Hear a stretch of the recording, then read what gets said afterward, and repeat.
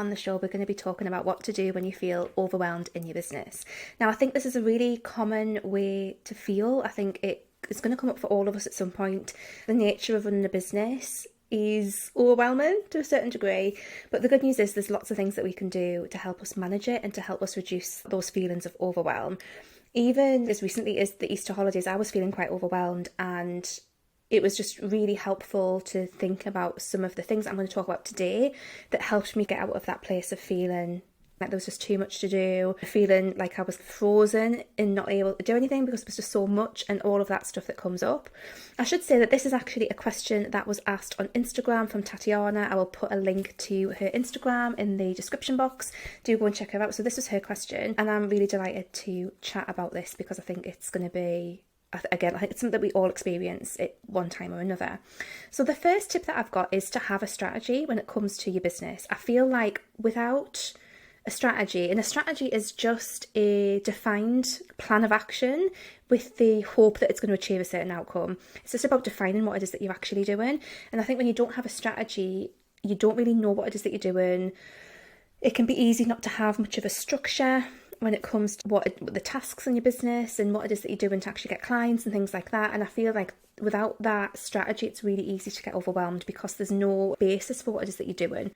So my first tip is really just to have that strategy, to have that thought out process in terms of, okay, so these are the things that I'm doing and this is the outcome that we're aiming for with these things. So I think that's really useful to just check in if you're feeling overwhelmed. If you have already done a strategy and perhaps you're still feeling overwhelmed, I think a really great thing that you can do is just to go back to that strategy and just check back in with that and just to reconnect with that and see if that supports you to feel a bit better about things as well. So that's the first tip, is to have a strategy. And then linked to that, the next tip would be just to take a step back. So I like to think of these as CEO days, but you can call it whatever you want. But a CEO day is basically a day when you give yourself the opportunity to work on your business and not just in it. Depending on the stage of business that you're at, it can be really easy to find yourself in the workings of the business. You're working with clients, you're doing your marketing, you are right up close to what it is that you're doing.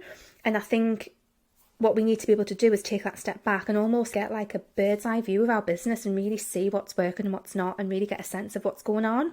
And I think the overwhelm can hit when we're just a bit too close to what it is that we're doing and we're really just in that doing mode. We're busy doing all of the day-to-day things in our business, which obviously we need to do. But I think if we don't have that time to take a step back, that's when the overwhelm can creep in a bit. So having a CEO day where you just take that step back, maybe that's when you check in with your strategy, maybe that's just when you can reconnect with overall vision for your business and where it is that you want to take it. Those things can be really useful just to do that and just to give yourself that time. And something I did over Easter was, when I was feeling a bit overwhelmed, was I just had a couple of hours. It didn't have to be very long. And I just was like, okay, so what have I got going on right now? And just wrote everything down. And these are the clients I've got going on. These are the websites, clients that I need to work on getting finished. This is the business plans that I've got for the next few months, like what's going on. And also looking at my life as well. The episode last week, we talked a lot about being intentional with your life and business. And this is where I've looked at what I've got going on in my life and how that impacts the business and vice versa. So what I did when I had that little session over Easter was I made some decisions in terms of how I'm going to do things in the business because of stuff that I've got going on in my life and like how they both interact. So I was planning on running a summit in June, but that just felt completely overwhelmed given that we have got building work going on now and I know that I want to do quite a lot of work on the house. So I was like, okay, so that's a really great decision. I can make the decision to move that to September. And then part of that decision was that if I was going to do the summit in September, I wouldn't do a launch for the Wholehearted Business Program. And I've since decided that I'm going to make the Wholehearted Business Program evergreen, so an application only. So that was that was a decision that felt really good. And just sometimes I think when we look at that bigger picture and just take that step back and get that bird's eye view, we're able to make those decisions that are going to reduce the overwhelm. I'm going to come on to some of that in a second, some of the other tips. But yeah, that was just so helpful, being able to just take that bit of time and just get a sense of, okay, so this is what's happening over the next few months. This is what's happening right now, this is what I'm focusing on, and so on. And it was just really beneficial. So take a step back, have a CEO day, have a bit of time when you're taking that bird's eye view, look at your business. And then the next tip is just to take some time off. Sometimes we get really overwhelmed when we are just doing too much. And it's so easy to get to that point where you are just trying to do too much at once. And again, I think this is where we have to not silo our life and business, because the two are going to interact. I think when you're running a business as a solopreneur, they're going to interlink. And I think it's really helpful to look at things as a whole, but take some time off. Sometimes you just need a break. Sometimes we need that rest, like that mental break. It can be really easy to be thinking about your business all of the time, and just having some kind of break, whether that's actually looking at like, am I regularly taking breaks week to week, day to day? And also from a bigger side of things, are you actually taking proper holidays? This is something where I can really get a bit stuck, is not taking proper time off in my business. And that, again, that was something that came up when I had my little session over Easter, was, okay, so what do I want that to look like? So for me, it was things like, okay, so I want this many weeks off a year where I do nothing to do with the business, and this many weeks where I'm still doing some stuff in the business, but I'm not doing any launches, I'm not doing any design client work and that kind of thing. And that was really helpful to just have that thought process and to figure that out. And that has really reduced the overwhelm for me. So it's been super helpful. Like I say, whether it's take a week off, or whether it's just having time in your week where you perhaps schedule some white space. I'm quite a big fan of doing this. So in my Google Calendar, I have a rough idea of what I do. So I work Monday to Thursday, and Mondays are my admin and marketing days, and those are the days that I try and get on top of all of that kind of stuff. And then Tuesdays and Wednesdays are my client work days, so that's when I'll see clients, that's when I run all of my calls in my group program, that's when I get on top of client tasks, when I'm doing design work and things as well, or when I'm supporting clients with things like copy for the websites, if they're one-to-one clients and so on. And then the Thursday I try and leave quite free so that I can do what needs to be done, or just have some space and time, and that's totally fine. So scheduling your week like that can be helpful as well, as long as you're building in some white space and not filling up every single second, which, let's face it, sometimes we can do that. Another tip for you that you can try as well is just to declutter your business. This really depends on what stage of business you're at. If you're a bit further on, this is probably going to be more relevant. But if you have lots of services, lots of offerings, probably not, like, I know that my business has got a lot of different offerings and services, because that's the way that I like to do business, and it feels creative and it feels fun. But whatever your setup is, thinking about, okay, so what have I got going on, and what do I need to let go of? What do I need to declutter from my business? So it might be things like, do you need to retire any services or programs, or do they need to be simplified? Is your business model too complex? Does that need to be simplified? And by that really is going back to the services and things that you're offering. Are you trying to offer too much? Is it the right things that you're offering? What can you, again, simplify, let go of? Even if things are outwardly successful, it doesn't mean that they're actually working for you. So a few years ago, I made the decision to retire a program. It was a couple of times I did this. I retired a membership group, and then I retired a wellbeing mastermind group program that I was running. And it was really hard to do that because there were great programs, they were successful, but it just wasn't fitting in with the direction that I was going in my business. And certainly the membership was very overwhelming. So it felt good to retire those programs and to let go of them and to simplify from that point of view. So that felt really helpful to do that. You might want to think about what you can declutter. It might even be things like decluttering systems that you've got going on. If you've got too many bits of tech that aren't actually helpful and they're just sitting there and actually making you feel overwhelmed because they're not doing anything, what is it that needs to be streamlined and let go of? It might actually be adding in more tech from the point of view of its automations and things that's actually going to free up some headspace. So I think doing that, and again, this is a really good task to put into that CEO day, those things can be really useful as well. And then another tip is to get an organisational system in place. So this really links into the decluttering, but thinking about how are you managing your clients? How are you onboarding them? What systems and processes do you have in place for managing those? How are you managing your admin tasks and your finances? What have you got going on around that? Do you need a system like Asana or Trello to manage things, or do you actually find those more overwhelming?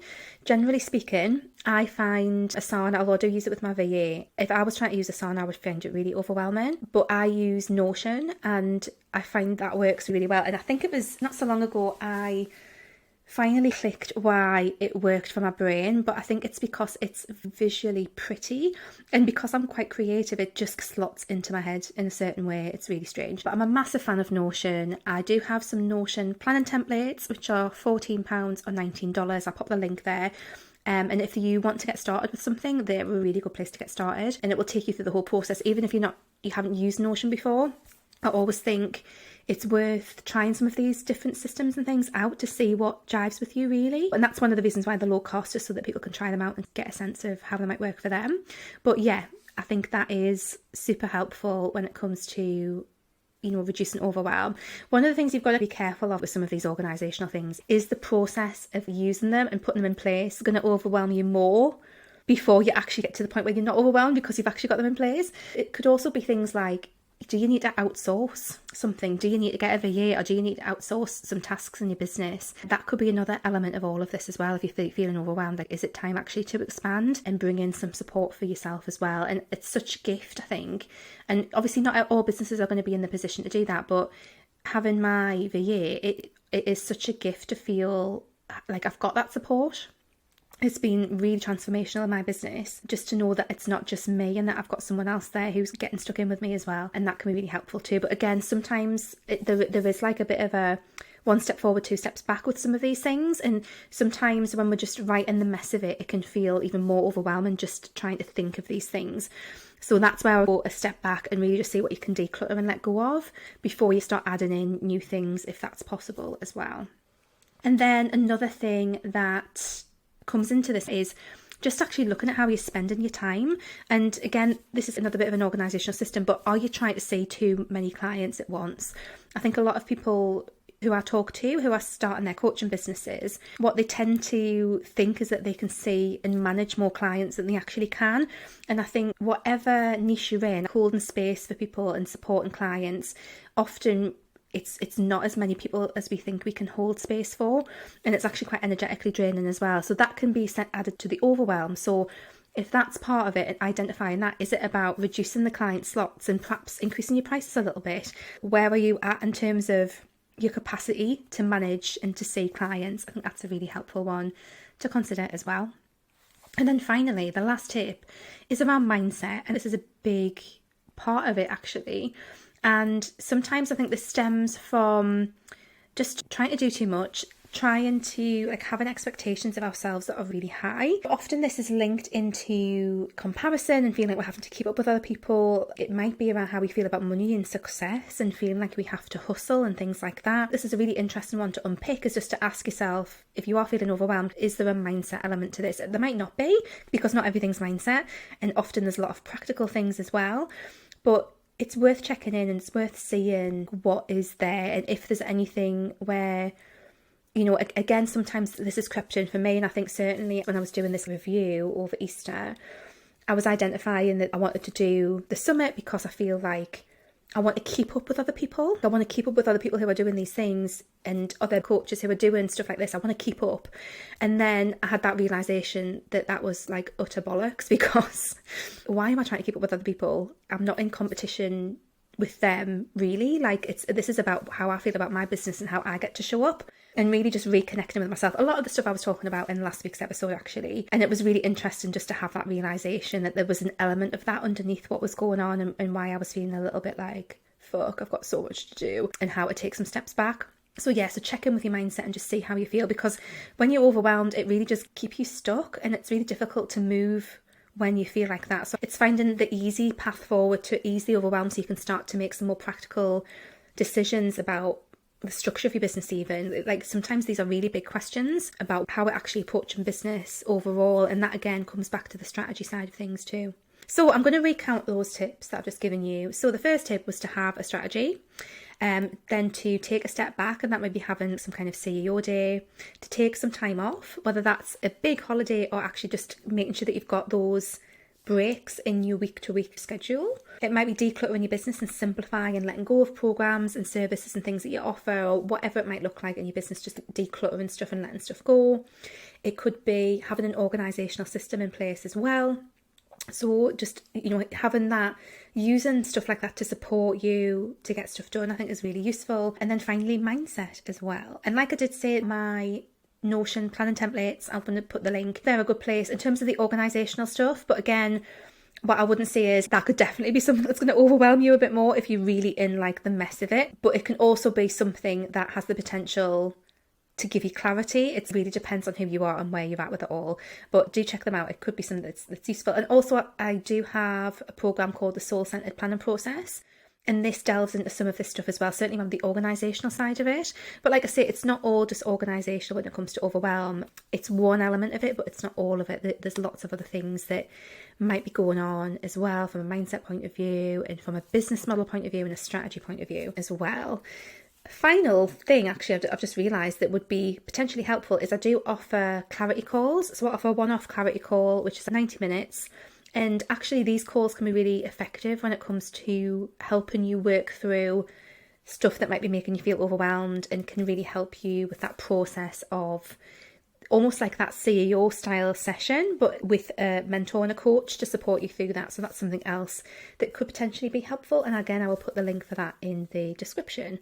So I hope that that's been helpful. I hope that's given you lots of stuff to think about.